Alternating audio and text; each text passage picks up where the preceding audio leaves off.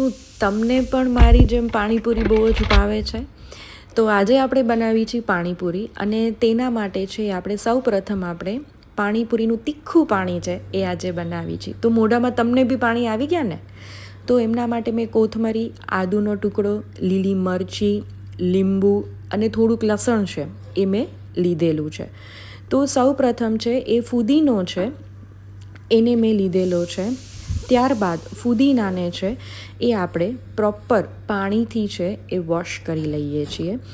અને પાણીથી વોશ કરતી વખતે આપણે એ વાતનું ધ્યાન રાખીએ છીએ કે તેમાં જે ધૂળ છે, માટીના કણ છે એ આપણે પ્રોપર રીતે વોશ કરીને કાઢી શકીએ.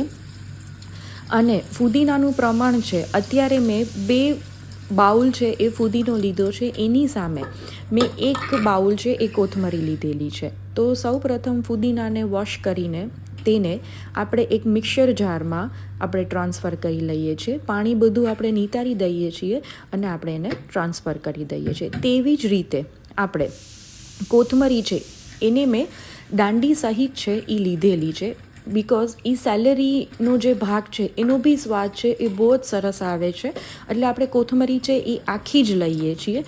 તેને બી આપણે પાણી વડે વોશ કરી અને આપણે ફુદીના સાથે જ મિક્સર જારમાં છે એ આપણે એડ કરી દઈએ છીએ. તેમાંથી આપણે પાણી કાઢી નિતારી અને એમાં એડ કરી દઈએ છીએ. ત્યારબાદ ફુદીનો અને કોથમરી છે એને પ્રોપર વોશ થઈ ગયા બાદ આપણે લીલી મરચી છે, આદુનો ટુકડો છે અને 10થી 12 છે એ લસણના કળી આપણે મેં લીધેલી છે. સૌપ્રથમ આપણે લીલી મરચી છે એનો આપણે આગળનો અને પાછળનો ભાગ છે એ આપણે રિમૂવ કરી દઈએ છીએ. અને જે રીતે આપણા ઘરમાં છે તીખાસનું પ્રમાણ જોતું હોય એ રીતે આપણે મરચી છે એ એડ કરવાની છે, કારણ કે પાણીપુરીના પાણીમાં મરચીના હિસાબે જ આપણે તીખાસ આવશે. તો એ આપણી રીતે એડજસ્ટ આપણે કરવાનું છે. મેં અત્યારે મરચીનું પ્રમાણ છે એ 5થી 6 મરચી છે એ મેં પાણીપુરીના પાણીમાં આપણે છે અત્યારે એડ કરશું, અને બાકીની મરચી છે એ હું રાખી દઉં છું. ત્યારબાદ લસણની કળી છે એ બી આપણે એડ કરી છે. લસણ ઓપ્શનલ છે, જો તમે ન ખાતા હોય અને તમને ન ભાવતું હોય તો તમે સ્કીપ પણ છે એ કરી શકો છો. આદુની ફ્લેવર છે એ બહુ જ સારી આવશે પાણીપુરીના પાણીમાં. તો આપણે આદુનો ટુકડો છે એ બી રફલી ચોપ કરી અને આપણે કટ કરી લઈએ છીએ. અને ત્યારબાદ એને મિક્સર બોલમાં છે એ આપણે ટ્રાન્સફર કરી લઈએ છીએ. તો સૌપ્રથમ આપણે લસણ છે એ એડ કરી દઈએ મિક્સર જારમાં. અને ત્યાર પછી આપણે મરચી છે એને મેં આખી લીધેલી છે, એને બી આપણે એડ કરી અને આદુના ટુકડાને છે એને રફલી ચોપ કર્યું છે એને બી આપણે એડ કરી દઈએ છીએ. ત્યારબાદ એક મિક્સર લઈ તેને મિક્સર જારમાં આપણે મીઠું, ત્યારબાદ એની અંદર ચાટ મસાલો છે એ મેં ઉમેરેલો છે તો એ એડ કરી દઈએ છીએ. ત્યારબાદ મિક્સર લઈ તેને ગ્રાઇન્ડ કરી લઈએ છીએ. અને કદાચ તમને એવું ફીલ થશે કે સીધું ગ્રાઇન્ડ નથી થતું તો એની અંદર છે એ આપણે આઈસ ક્યુબ એડ કરી શકીએ છીએ. અધરવાઇઝ તેની અંદર આપણે ઠંડુ પાણી છે એ બી એડ કરી શકીએ છીએ, જેથી કરીને ફુદીનાના પત્તાનો રંગ છે એ જળવાઈ રહે. અને તમે અત્યારે લીંબુ બી નાખી શકો છો, હું લીંબુ પછી નાખીશ એટલે એની ફ્લેવર છે એ સારી આવે છે. તો થોડુંક પાણી એડ કરીએ છીએ જેથી પ્રોપર રીતે છે એ ચર્ન થઈ જાય. તો સરખી રીતે છે એને આપણે ચર્ન કરી લઈએ છીએ અને તેને મિક્સરમાં છે એ પીસી લઈએ છીએ. તો તમને બી એવું લાગતું હશે ને ઘણીવાર કે ફુદીનાનું પાણી છે એ આપણે સવારે બનાવી લઈએ તો સાંજ સુધીમાં એનો ટેસ્ટ છે એ બેસી જાય છે. હું બી દર વખતે મોસ્ટ ઓફ એવું જ કરું છું કે સવારે બનાવી લઉં છું અને સાંજે છે એ આપણે પાણીપુરી છે એ આપણે કરી છીએ, જેથી કરીને પાણીમાં બધા જે સ્વાદ છે એ પ્રોપર રીતે બેસી જાય છે. અને અહીં મેં 2 લીંબુ લીધેલા છે, એને બી હું કટ કરી લઉં છું અને આપણે સાઈડમાં છે એ રાખી દઈએ છીએ. ત્યારબાદ મિક્સરમાં આપણે જે પલ્પ કાઢેલો છે એ આપણે જોઈ શકીએ છીએ કે એકદમ સરસ છે એ ચર્ન થઈ ગયો છે પલ્પ. હવે તેને આ તમે જોઈ શકો છો કે મેં એકદમ સરસ પ્રોપર રીતે છે એને પલ્પ રાખી દીધો છે.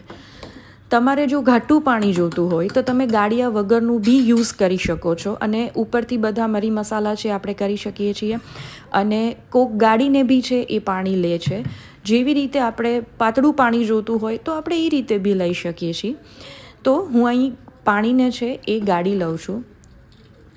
તો સૌ પ્રથમ છે મેં એક મોટું વાસણ છે એ લીધેલું છે. તેની અંદર પ્રોપર છે એ પાણી ગળાઈ અને આપણો જે પલ્પ છે થીક પલ્પ એ આપને મળી જશે. તો આપણે એને ગાળી લઈએ છીએ. સો ફ્રેન્ડ્સ, તમે બી મને કમેન્ટ કરીને કહેજો કે તમે કઈ રીતે પાણી બનાવો છો. આ મારા ઘરની રીતનું છે મેં પાણી બનાવેલું છે. તો ત્યારબાદ આપણી પાસે આ પલ્પ છે એ રેડી થઈ ગયેલો છે. એને હું એક ગ્લાસ જારમાં છે એ હું ટ્રાન્સફર કરી દઉં છું. તમે જોઈ શકો છો પલ્પને છે એ હું ગ્લાસ જારમાં છે એ ટ્રાન્સફર કરી દઉં છું. આપણો થીક પલ્પ છે. ત્યારબાદ એની અંદર 2 થી 3 ગ્લાસ જેટલું પાણી છે એ હજી સમાઈ શકશે. તો હું એને પાણીને છે એડ કરી દઉં છું. અને તેની અંદર તમે આઈસ ક્યુબ પણ છે એડ કરી શકો છો. તો પાણી એકદમ પહેલેથી ચિલ્ડ જ રહેશે. ત્યારબાદ આ ચાટ મસાલો છે એ મેં લીધેલો છે. જે રેગ્યુલર ચાટ મસાલો આવે છે એને હું 2 ચમચી જેટલો છે એ એડ કરું છું. આપણે જ્યારે મિક્સરમાં ગ્રાઇન્ડ કરી છીએ ત્યારે ચાટ મસાલો અને એ બધું એમાં ઉમેરતા નથી. બિકોઝ એની ફ્લેવર છે એ એમાં વધારે બ્લેન્ડ થઈ જશે. તો જ્યારે આપણે પાણી ગાળી છે અને ત્યારે જ એમાં મસાલા છે એ કરી છે. ફક્ત મીઠું છે એ જ મેં ગ્રાઇન્ડ કરવા સમયે મેં એમાં એડ કરેલું છે. ત્યારબાદ એમાં લીંબુનો રસ છે એ મેં નાખેલો છે. અત્યારે મેં 2 લીંબુનો રસ છે એ એડ કરેલો છે. તમે જે રીતે ક્વોન્ટિટીમાં પાણી બનાવતા હો એ રીતે તમે લીંબુનો રસ છે એ એડ કરી શકો છો. અત્યારે હજી આમાં પાણી સમાય એમ છે એટલે મેં 1 ગ્લાસ છે એ પાણી એડ કરેલું છે. ત્યારબાદ આઈસ ક્યુબ છે એને પણ હું એડ કરું છું.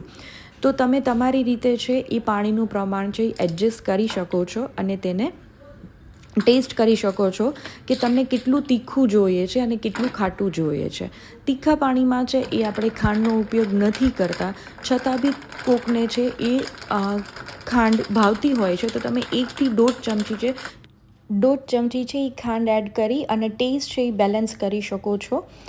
ત્યારબાદ છે હવે હું મસાલો છે એ પ્રિપેર કરું છું. તેના માટે મેં અહીંયા ઘરે બનાવેલો છે એ ચાટ મસાલો લીધેલો છે અને તેમાં ફુદીનાના ડ્રાય પત્તા કરી અને એનો મેં ચાટ મસાલો બનાવેલો છે. ત્યારબાદ મેં બટેકાના મસાલામાં ચાટ મસાલો એડ કરી અને તેને રાખી દીધો છે. તેવી જ રીતે ચણામાં બી મેં કોથમરી અને ચાટ મસાલો એડ કરી અને લાલ મરચું પાવડર એડ કરી અને રાખી દીધું છે. ત્યારબાદ આપણે પ્લેટિંગ કરશું. તો સૌ પ્રથમ બટેકા છે એને મેં નાના નાના પીસમાં છે એ કુકરમાં 1 સીટી મારી લીધેલી છે. એટલે સૌ પ્રથમ મેં બટેકાને ચોપ કરી લીધા છે. ત્યારબાદ એને કુકરમાં 1 સીટી મારી અને આપણે કુકર છે એ ખોલી દઈએ છીએ. જેથી કરીને આપણે બટેકાના ચંક્સ છે એ આપને જોવા મળશે અને એનું બાઇટિંગ કરવામાં જે ફ્લેવર્સ છે એ બહુ જ સરસ આવે છે. અને પછી ચણાને છે મેં બાફી અને એનું પ્લેટિંગ કરેલું છે. ત્યારબાદ આપણે પૂરી છે એને સર્વ કરશું.